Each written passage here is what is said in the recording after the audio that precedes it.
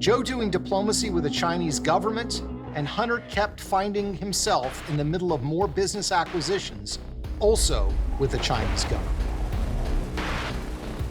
A confident China was on the march, asserting its power and flexing its muscles. China had promised the world that it wasn't going to militarize the area, but they went ahead and did so anyway. The Chinese aggression was aimed at America, too.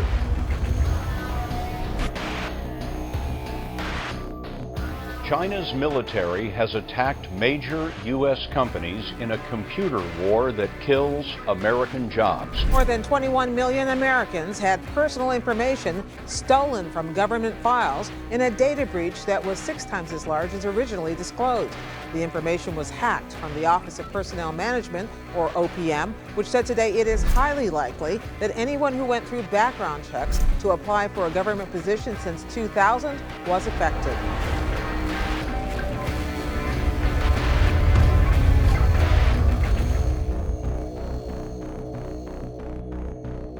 Think about that.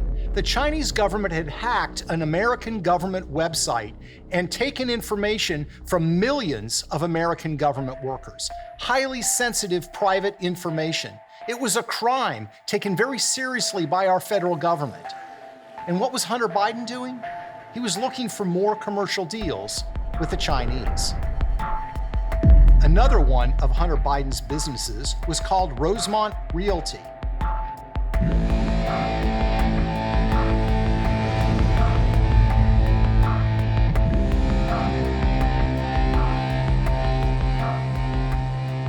Co-founded with Devon who is the chairman of the firm. Just like his investment firm, Hunter Biden had no background in commercial real estate, but that didn't stop him from getting a seat at some of the biggest tables around the world. Who was Rosemont Realty negotiating with? That would be a company called Gemini, a former subsidiary of a Chinese state-owned company with close ties to the Chinese military. Rosemont Realty certainly played up the Biden connection in the material they provided to possible investors. In a company prospectus from Rosemont marked confidential, they noted that it was a key consideration that Hunter Biden, son of Vice President Biden, is on the advisory board. In August 2015, an eye-popping multi-billion-dollar deal was announced. The Chinese company Gemini was buying a 75% stake in Hunter Biden's company, Rosemont.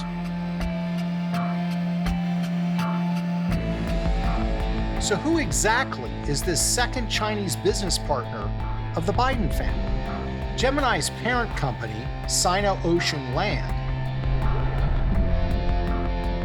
is actually run out of the headquarters of the China Overseas Shipping Company, COSCO, which is called the fifth arm of the Chinese Navy. So you have 2 big deals between the Biden family and the Chinese government, or Chinese government-linked firms, in the years following Joe Biden's appointment as the point person on U.S. policy towards China. But there was still more business to be done. Hunter and his business partner, Devon began working with yet another firm. This one called Burham Asset Management.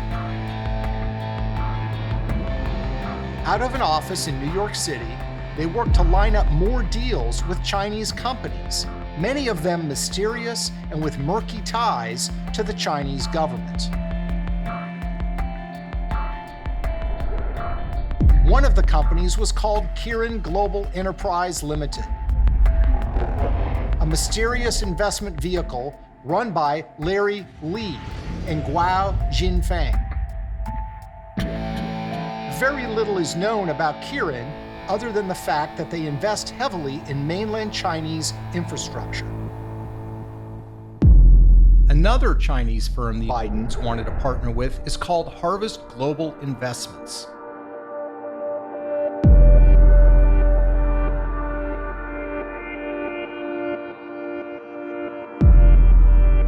Which is linked to the Chinese government.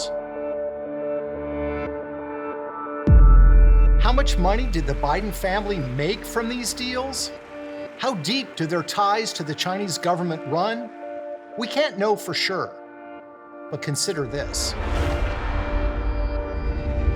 In 2017, a Chinese executive was arrested by the FBI in New York on charges of money laundering and violating the Foreign Corrupt Practices Act. Patrick Ho was an assistant to a Chinese oil tycoon who ran CEFC China Energy,